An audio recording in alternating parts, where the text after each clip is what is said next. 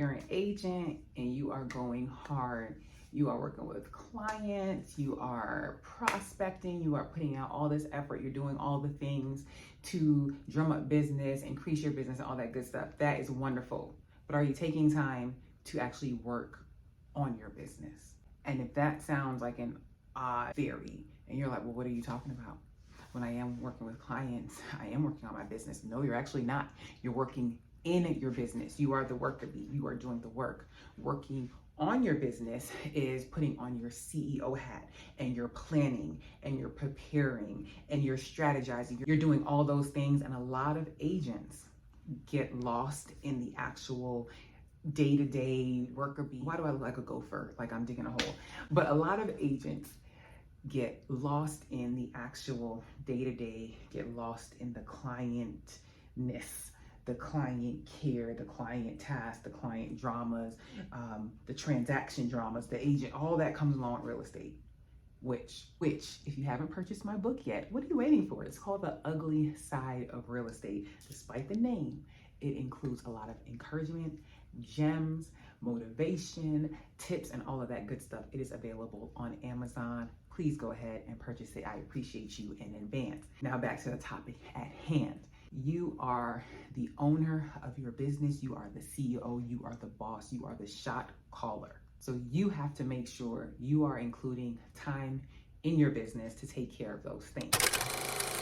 This week, I did just that. I scheduled a planning day. So I'm gonna share some tips with you on how to make the most of your planning day. Well, first of all, to make sure you're doing a planning day or planning days, and then also how to make the most of it, because I know I am not alone. You have something scheduled and then some fire comes up that day, or something seems more important and you don't get to the thing that you had scheduled, which is like your prospecting, your lead generation, your client touches. Like those serious agents, they have their time blocked.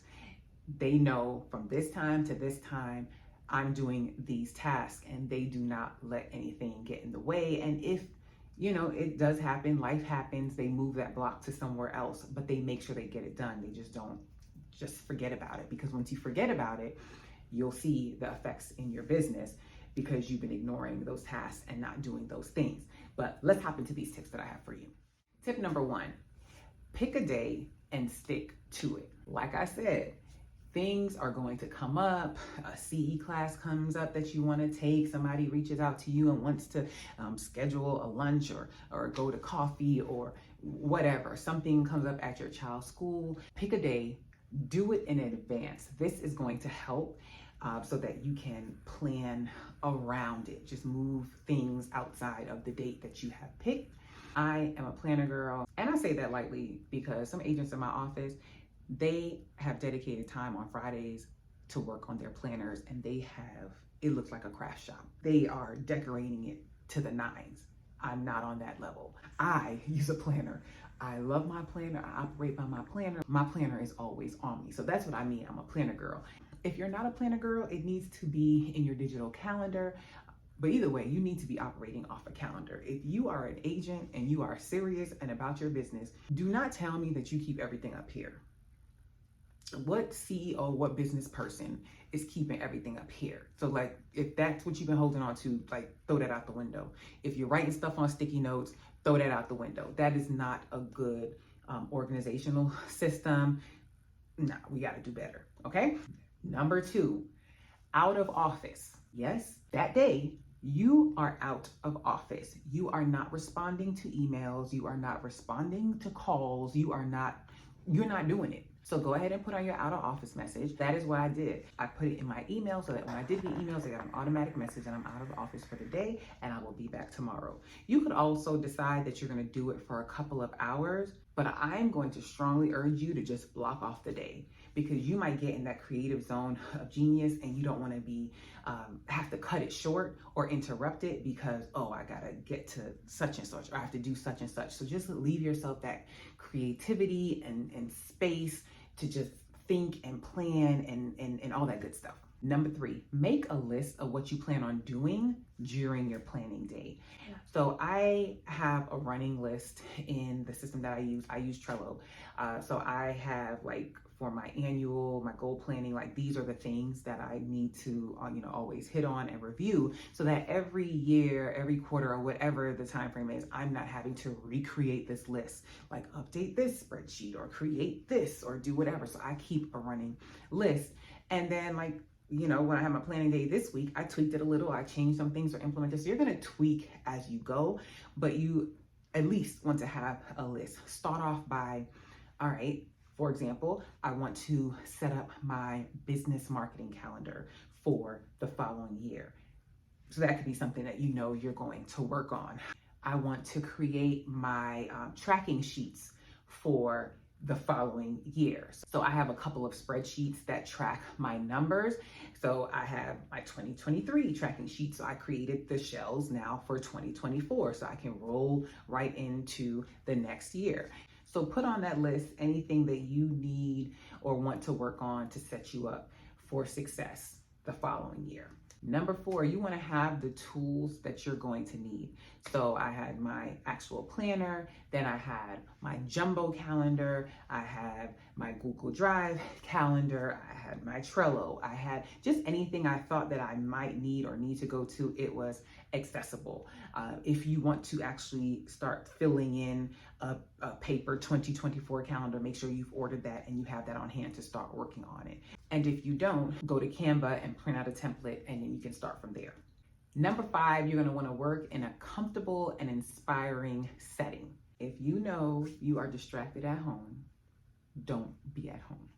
Go to the office, go to a Starbucks, go to the library, wherever you need to be to feel inspired and creative.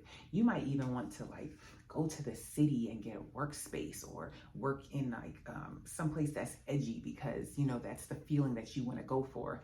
Or like I did, my home office is a dedicated, comfy space to me. While it's also a space where I'm very productive, I changed the setting a little bit. I lit a candle, I have my blanket on me. I love it because I have dual monitors at home and I just love how I'm able to navigate between. So I chose that space, but just choose a space that's going to work for you. Number 6, dress comfortably. Yeah, it just goes without saying.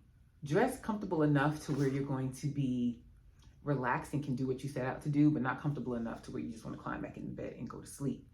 You might feel like, no, I need to feel like I'm dressed and ready to go to work. So do that. Go to the office, do whatever you need to do to get yourself in the mind frame, create that environment. The morning that I planned on it, I did my regular routine, dropped my oldest daughter off, went and worked out, came home, then got ready for my planning day. Number 7, do not disturb. So I already mentioned the out of office message. I did that in my email. For my phone, I put it on DND. Do not disturb for the day. Now I have my phone set up to where the people that are priority, like the family members that they can break through my do not disturb. All right. And then also, if you don't know this about do not disturb, if somebody calls you back to back twice, I believe, it will break through on that third time, maybe, or however that works. But either which way, if it's a true emergency, somebody can break through your do not disturb. But I want anybody trying to contact me to know that I am not available. So you're either going straight to voicemail, or when you text me, you see that I have do not disturb on. And last but not least, get to the work. Let yourself go in the creative space. Think about where you want your business to go, what tools you'll need for your business to go there. Like, let's just say you're feeling like, all right, you're reviewing your numbers and you're like, okay, these are, the numbers that I want to do the following year. You might think of, okay, well, how am I going to get that done? And you could kind of brainstorm and jot down some ideas about what you want to do. And hiring a coach might be one of the things on the list. So, you might want to even say, okay, for the next 15 minutes, I'm going to start looking at different coaches, or I need to change my CRM. For the next 15 minutes, I'm going to look up whatever. But make sure you give yourself those dedicated times so that you're not lost for hours and hours on a task that took you totally away from what you planned to do, which was business planning. So those are all the tips that I have for you. I will say you can do this weekly, monthly, quarterly, However the case, but you want to make sure that you are working on your business, not only in your business. You want to plan. If you fail to plan, you plan to fail. I think I got that right. Hope you found this video helpful. You got some nuggets, some tips. Please give this video a thumbs up. Drop me a comment. It's free and it helps me. A comment and a like is free and it helps me. And if you really like this video, share it with somebody else that could benefit from this information. They don't have to just be in real estate. They can be in any business. They could even apply this to their personal life. So this information could really be used by anyone. Don't forget to check out the podcast, buy the book. Check out my new website, natknowsre.com. Take the quick quiz. It will give you 3 steps to take to help you reach your goals. Check it out and let me know your thoughts. All right. Have a positive, peaceful, and productive day.